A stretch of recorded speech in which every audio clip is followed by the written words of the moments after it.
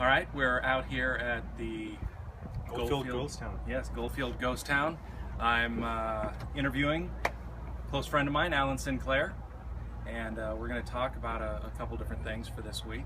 And Alan, why don't you introduce yourself and tell us a little bit about your background? Sure. So I'm Alan Sinclair. Currently I work for the Bureau of Indian Affairs as a zone fire management officer. I work with 5 tribes, 4 around Phoenix, 1 down by Tucson. I spent 19 years with the Tonto National Forest fighting fires in this area. This was my district, the Mesa Ranger district. I started on engines, I've worked on crews, and I've been involved with large-scale fires, and then the management of those fires grew into a career. I'm on an incident management team, and we use our organization for not just wildfires, but we've also done hurricanes, Space Shuttle Columbia, recovery. It's used for just about anything you can imagine. Okay, so you brought up the idea of incident management team, and you and I work together, in fact, on a local one here in the Valley. Could you describe what role you see an incident management team filling, or kind of what purpose do they serve? Well, an incident management team, if functioning properly, should bring some organization to chaos.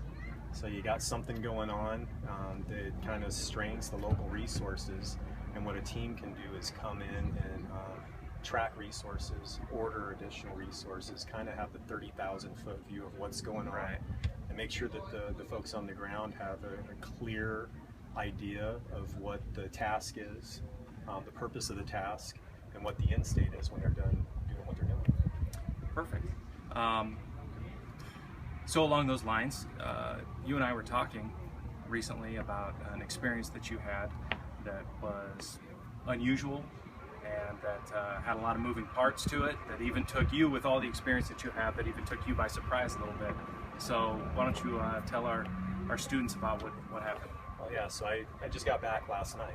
Yes. So this is very fresh, but I was on fires up in Montana, and specifically in the Bob Marshall Wilderness. My incident management team was given responsibility of 11 fires.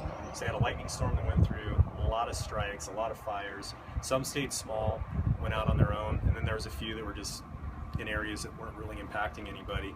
But there was one that ended up growing in size from 200 acres to 50,000 acres and threatened a community. We weren't expecting that, but we did have some meetings prior with the partners, the key players, the tribe, the Bureau of Indian Affairs, the Forest Service that had the responsibility of the fires before it came out, the county emergency management people, the county sheriff. We went and talked about what it would look like if the fire came out into the community, and about a half an hour later it did. And so even just that meeting right before it happened, just getting to know the players and being able to have a face with a name, it really set us up for success. When you have relationships prior to an incident, it builds cohesion during the incident. You can operate a lot more smoothly when you know the players involved. Okay, so you're talking about collaboration, you're talking about networking and having relationships before these things happen. So describe a little bit what you saw or how this thing unfolded, because I know that normally when incident management teams get used, they're dispatched, the emergency happens, they're dispatched, and people immediately kind of roll out. But this one unfolded a little bit different. Yeah, this one was a little bit different. It wasn't expected that the fire was going to move. We thought we had a couple days, and so when it did happen, I had left the meeting. We were planning on a public meeting for the community, just to let the community members know what we knew about the fire. It was in an inaccessible area. The Bob Marshall Wilderness is some of the most rugged country in the North America, at least the lower 48. Right. And so some areas it just doesn't make sense to put firefighters into, and this was one of those areas. And so we weren't expecting it to grow that big. We were just expecting to talk about it and share the information we had about it. We were planning a community meeting for the following day to go inform the public of the fire and what they were seeing, because they could see the column of smoke out there. I decided to take an operations guy with me, and we went to look at the community building that we were going to have this public meeting at, and the community was impacted with smoke heavily. So I was approached by a lady that ran an ambulance, and she was about the only person in town. It looked like a ghost town there. Everybody was indoors, and she was really worried about the elderly and some of the young people who were having respiratory problems at that time. So we knew the people that we needed to contact, and we activated an evacuation of the town, utilizing ambulances and school buses to get people out. About 200 people were evacuated that evening. It took about an hour and a half for law enforcement to get there. There was no cops in town. Very remote area. So, you know, getting the people together, having the conversations, made that go smooth. Right. So it was all about the collaboration, all about the teamwork. Excellent.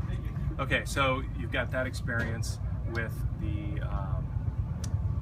wildland fires. Obviously, that makes up the bulk of what you're doing. But you also mentioned dealing with the Space Shuttle Challenger. Yeah, Space Shuttle. And I also know It's wild out here. Yes, it is. You don't need an incident within this incident. No joke. So Space Shuttle Challenger, and then also you and I worked on a...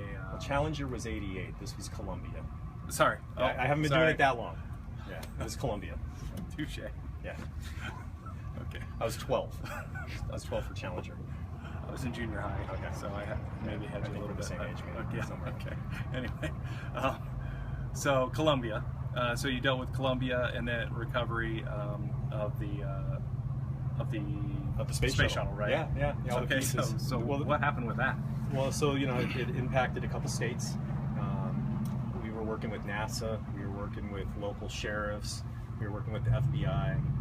We were working with people that are experts in hazardous materials. You know, there's a lot of things that the fuel that it uses is real hazardous. And so there was a lot of issues that people need to know about to be out in that environment, picking up pieces of the space shuttle. There's jurisdictional issues. Sure. We were finding stuff on top of people's houses, so when we were going into people's yards, it was nice to have a sheriff with us to make contact with some of the folks. So, you know, when you got big scale things impacting a lot of people, there's jurisdictional boundaries. You know, whatever the emergency is doesn't recognize that boundary. So it's really important to reach out to people that could potentially be impacted, whoever the neighbors are. Keep everybody informed. The more information you can share, the more at ease people become, and you know, the more cohesive things are managed. Okay, so unexpected growth in wildfire, Space Shuttle, Columbia recovery, and then you and I worked on a rock concert. We did a rock concert. Who knew that an incident management team could be used for a rock concert? The very first, to my knowledge, and to a lot of people we've been talking about, I think that was the very first time a concert had been put together using ICS, the Instant Command System. And I'm sure people are learning about the Instant Command System. They probably already know about it before they get into your class. I would hope so, but yes, we'll square them away before the class ends. Copy that. So you know, that was a unique experience, and everybody came together. Slash showed up with a carry-on, didn't even have a guitar. So we organized everything. I did not know that part. Yeah, you didn't know that. So everything from you know, we used a hotshot crew for security. We used you know, local departments, police departments, sheriff's offices. I think we had, I don't know, half a dozen police departments there. Yeah, so everybody kind of came together, fire departments, police departments, and wasn't just the wildland world. We're now entering the all hazard arena. Correct. Where a bunch of different people that don't necessarily have wildland backgrounds have an understanding of the incident command system and the roles of the different players on a team, and we're able to put a rock show together successfully. And just to clarify, I guess, the reason that our incident management team was involved with putting this rock concert on is it was a